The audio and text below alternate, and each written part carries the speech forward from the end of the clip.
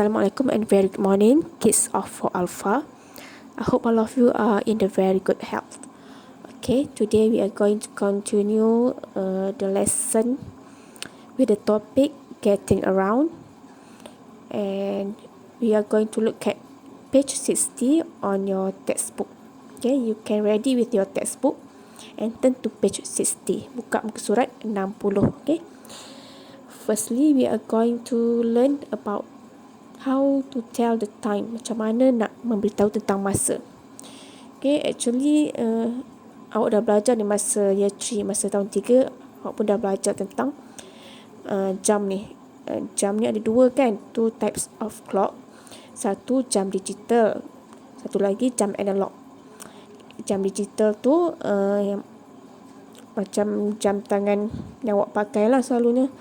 Ada tulis number, kemudian titik bertindih dan 2 number lagi kan. Tu maksudnya awak boleh baca terus dari situ kan, 1.5 kan, 1.30 minit. Okay, yang ini pula yang awak tengok dalam gambar ni kita panggil jam analog. Okay, mungkin ada di antara awak yang tak tahu lagi nak baca ni kan. Tak apa, I will teach you. Saya akan jawab macam mana nak baca jam jenis analog ni. Okay, okay. If you look at this picture, we have 12 digits. Ada 12 nombor 12 digit dalam jam analog ni. Dan setiap nombor tu indicates, menandakan 5 minit. Okay, setiap nombor tu menunjukkan 5 minit. Okay, start with 1. 1 shows that 5 minutes. 1 menunjukkan 5 minutes. 2, 10 minutes. 3, 15 minutes. 4, 20 minutes. 5, 25 minutes. 6, 30 minutes. 7, 35 minutes. 8, 40 minutes. 9, 45 minutes. 10, 50 minutes. 11, 55 minutes. And 12, 60 minutes. Okay, boleh faham tak? Okay, setiap number tu mewakili 5 minit. Okay, menandakan 5 minit. Okay, and then ada 2 jarum kat situ kan. Satu jarum pendek dan satu jarum panjang. Jarum pendek menunjukkan jam dan jarum panjang menunjukkan minit. Okay, kalau nak baca dia, contoh dekat dalam gambar ni, jarum pendek dekat 10. So, maksudnya pukul 10. And then, minit dia awak kena tengok jarum panjang. Jarum panjang ni dekat mana? Jarum panjang dia di antara 5 dengan 6 kan? Awak boleh tengok kat situ, dia selepas 5, 1, 2. Maksud dia, awak tambah lagi 2 minit. Kan? 5 tu menunjukkan 25 minit. Dan 1 singkat lagi 26 minit. Tambah 1 singkat lagi 27 minit. So dekat sini maksudnya 10:27 minutes.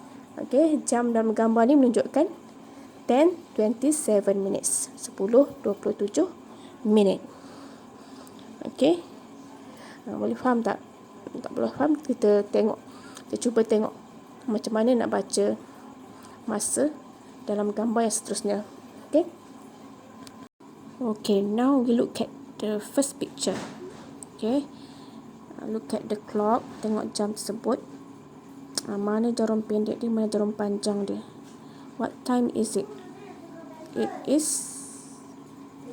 okay, if you look at this picture, the jarum pendek dia is at 6, right? And the jarum panjang is at 12. Okay, bila jarum pendek dekat 6 maksudnya pukul 6 lah. And then number 12 melambangkan 0 minutes. Okay, menunjukkan 0 minit. So dekat sini, how to answer this? It is 6 o'clock. Okay, 6 o'clock. Okay, bila number jam yang tepat, kita guna o'clock di belakang dia. 6 o'clock, 7 o'clock, 1 o'clock. Okay. Okay, now we look at the second picture or second clock. Okay, from this picture, jarum pendek dia is at 12. Okay, at This means the time is 12.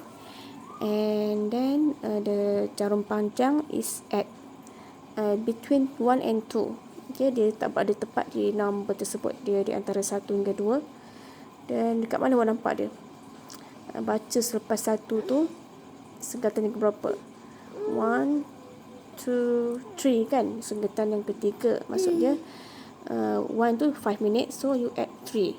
Sebab 3 sengatan, so tambah 3 minit lagi. So jadi 8 minutes. So this one, it is 12, 8 minutes. Okay, it is 12, 8 minutes.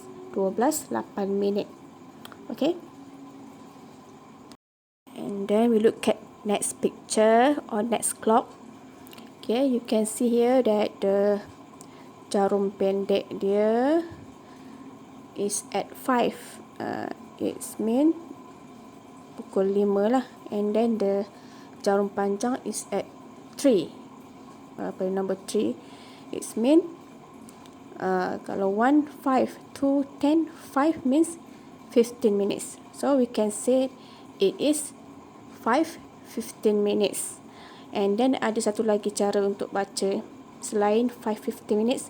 We can say it as it's a quarter past 5. A quarter past 5. It is a quarter past 5. Maksudnya 15 minit selepas pukul 5. Okay. Next we look at these two pictures. Okay, 2 jam ni menunjukkan jarum panjang dia pada 6, at 6, at number 6. And then untuk jam macam ni kita boleh baca sama ada it's yang pertama tu 2 kan, jam pendek dia at 2, so 2:30 minutes. Dan ada satu lagi cara untuk baca 2:30 minutes ni. Okay, it's 2:30 kan. Kalau dalam bahasa Melayu kita panggil 2:30 kan. English pun ada. It's 2:30, maksud dia half tu setengah. Okay, it's 2:30 means setengah selepas pukul 2. It's 2:30 means setengah selepas pukul 2. Maksud dia pukul 2:30 lah. Okay. Dan contoh di bawah, gambar di bawah tu, jarum pendek at 10 and the jarum panjang is also at 6. So menunjukkan 10:30 minutes kan. And then kita boleh baca juga sebagai it's 10:30. Sebab apa? Past 10 sebab selepas pukul 10. Okay, setengah selepas pukul 10. It's 10:30. Okay, setengah selepas pukul 10. Okay, itu kalau jarum panjang pada pukul 6, pada nombor 6. Okay, kita guna half. Okay, now look at this picture. Ini cara untuk baca masa selain menggunakan jam dan minit. Selain contoh 1:25, 2:40 minutes. Ini cara lain lah selain membaca jam dan minit. Okay, contoh example for here ada jarum pendek dia at 5 kan. So untuk kalau jarum panjang dia pada 1, we can say it's 5:05. Maksud dia 5 minit selepas pukul 5. Dan kalau jarum panjang dia pada nombor 2, it's 10:05.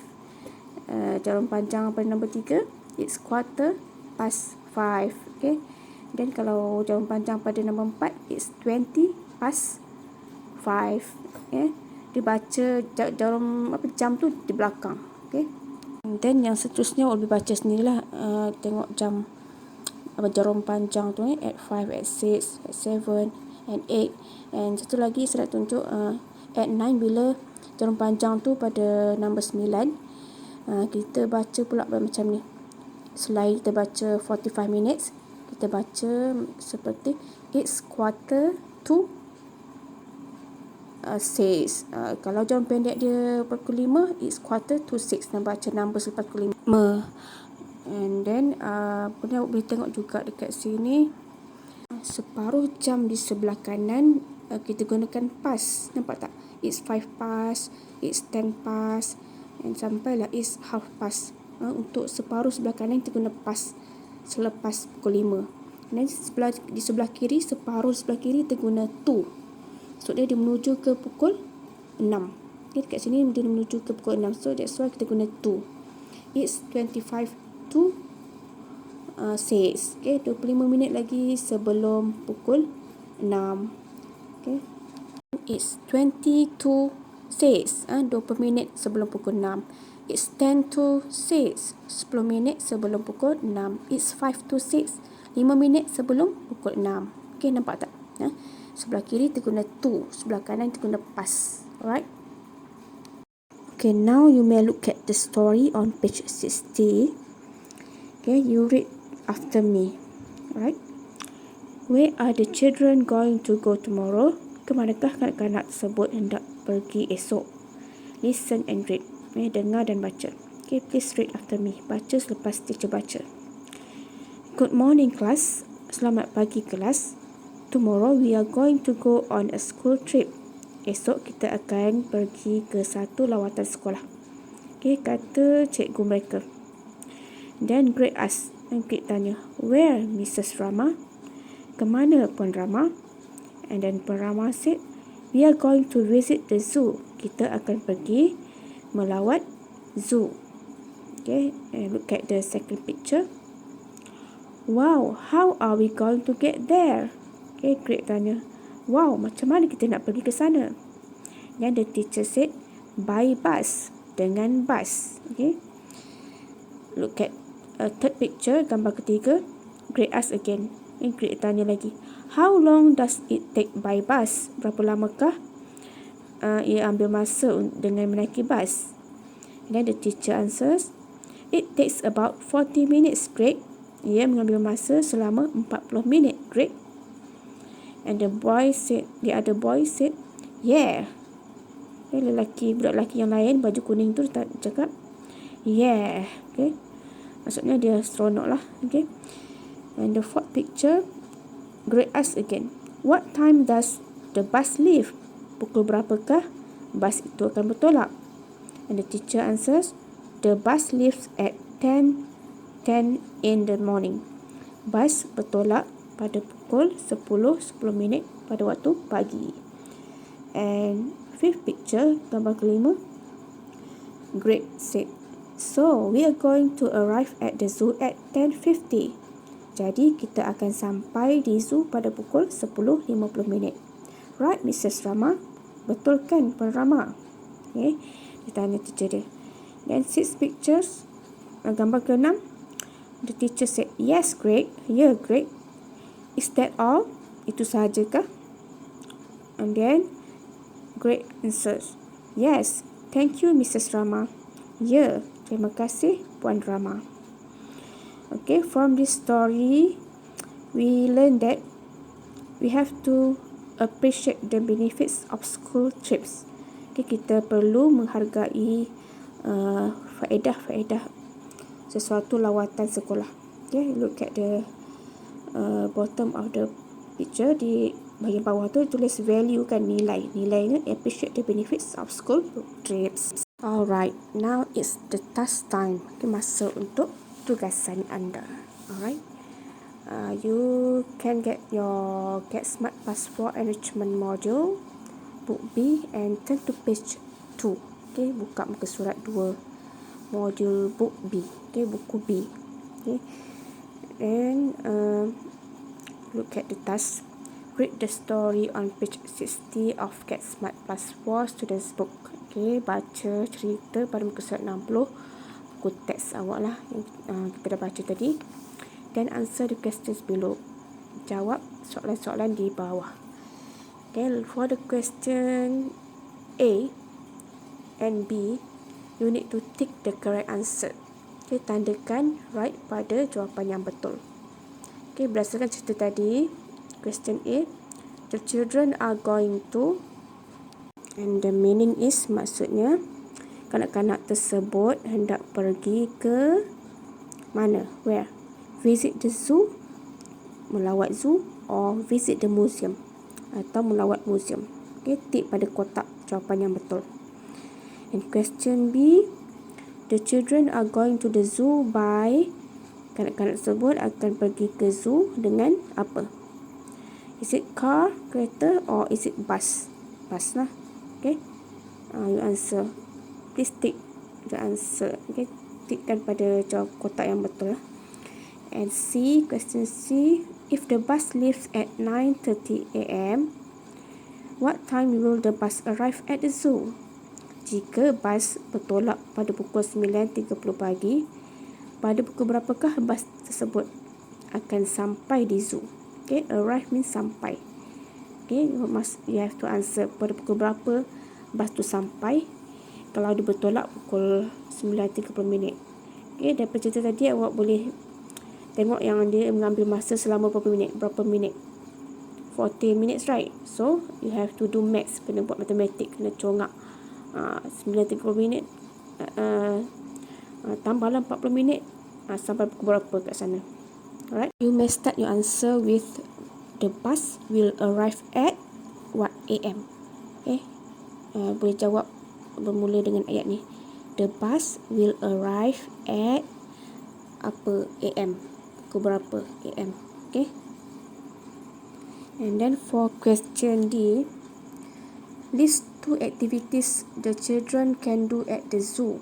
Senaraikan 2 aktiviti yang kanak-kanak tersebut boleh buat di zoo.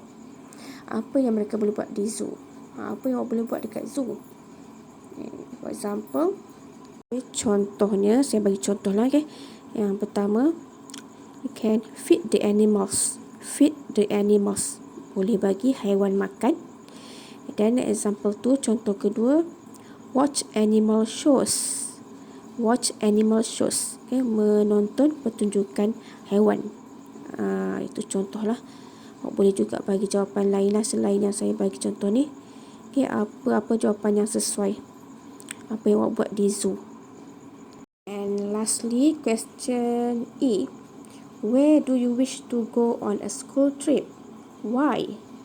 Kemana awak hendak pergi untuk lawatan sekolah? Kenapa? Okay, kemana awak nak pergi? Dan beritahu alasan dia. Ini bagi alasan kenapa nak pergi ke situ.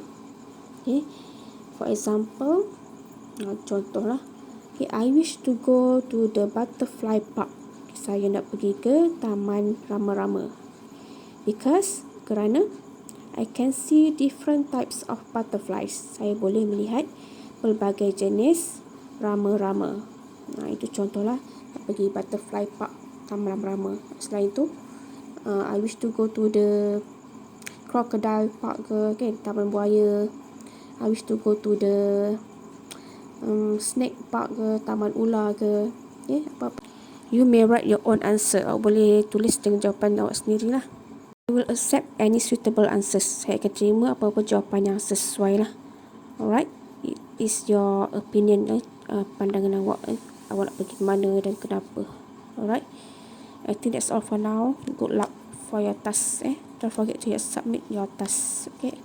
Assalamualaikum and thank you.